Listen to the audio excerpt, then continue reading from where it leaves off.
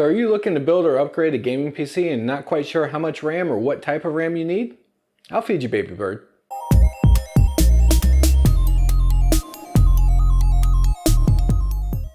Alright, so before we get into speed and timings and all that good stuff, let's take a look first at just how much RAM you need. Now for your gaming machine, just kind of a standard mid-tier gaming PC, 16 gigs of RAM is going to be plenty for you, and that'll probably be fine for a little bit longer here.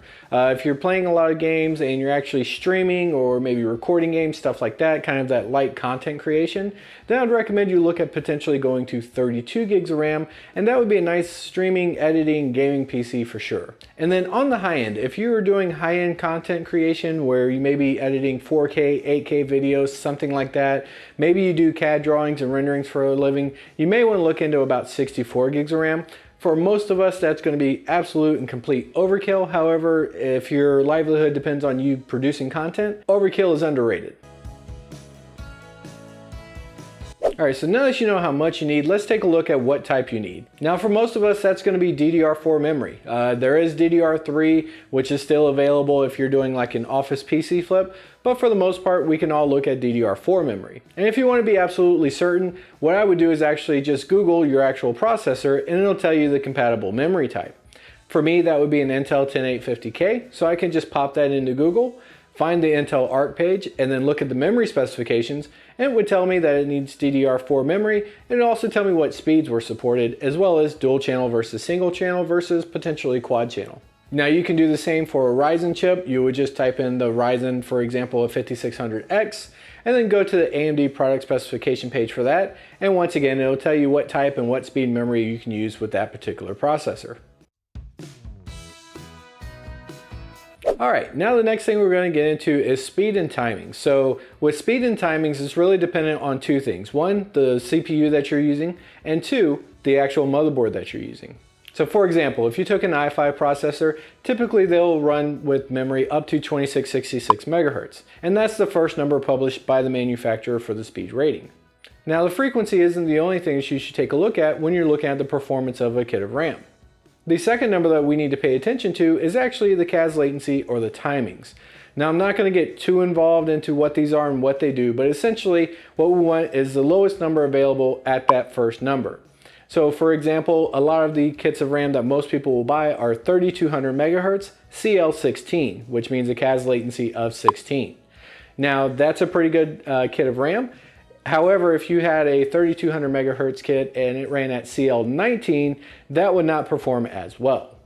So when you're looking at speed and timings together, what you want to do is find the speed up to what your motherboard and CPU will support, and then the latency as low as possible to get the best performance. And yes, this is an oversimplification, but without going into an entire dissertation on how RAM timings, RAM frequencies, and everything else work, it's just safe to say high frequency, low Cas latency. Now don't worry, we're not going to go into an entire dissertation on overclocking your RAM inside this video, as that would take a very long time to explain and actually perform, and quite frankly, it's not something I actually do myself. But the one thing you should do, or the one thing that you should consider, is actually turning on XMP or DOCP. And really, it's not a consideration, just do it. This is actually a very simple form of overclocking, and by overclocking, it's not technically overclocking. It's more of making things run the way they said they would. So let me explain. DDR4 actually only runs at 2400 megahertz by default. So if you don't turn on XMP or DOCP, even if you bought a 4000 megahertz kit of RAM, it's going to default to running at 2400 megahertz. So what you'll want to do is boot into the BIOS or the UEFI and actually turn on XMP or DOCP. Each motherboard is going to call it something a little different depending on if it's Intel or AMD, and of course they all have different menus, so just follow your motherboard's instructions on how to do it. Now the other thing I did want to bring up as a part of overclocking is that XMP or DOCP will sometimes allow you to run above the rated frequency of the kit of RAM that you've purchased. Keep in mind, to do that, you need a board that will support overclocking or extreme memory profiles, XMP. And essentially what it will do is allow you to take that from, let's say, 3200 megahertz up to 3400, 3600, etc. Now that's more compatible with boards like the B550 boards on the Ryzen side or the X570 boards. Most of the boards on the Ryzen side will actually do it, but on the Intel side you pretty much need a Z series motherboard to be able to actually overclock any RAM. And then of course if you want to overclock your processor with it, you need a Z series board plus a K-SKU processor, but cover that in another video.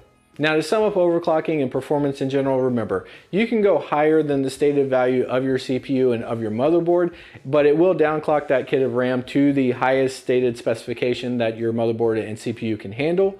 But if you go lower than what it can actually do, you're actually going to leave performance on the table. Alright, so now that we got all the technical stuff out of the way, let's talk about style. So RAM is actually a really good place where you can add aesthetics into your PC build.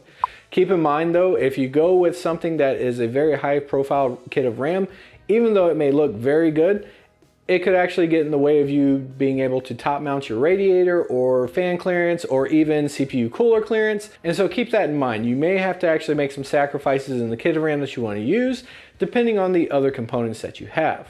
And if you'd like to add RGB to your build, RAM is actually a really cool place to do it because you can add it in there without actually modifying anything else. It doesn't really change any of your needs for power supplies or fan speeds or anything like that.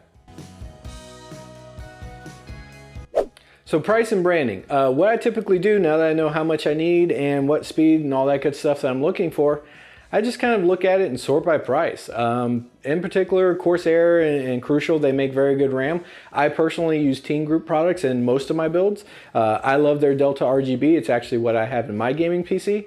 But don't get too hung up on the brand. Just make sure that whoever you buy from has a good return policy. And if it doesn't work out, ship it back to them. Try the next one on the list.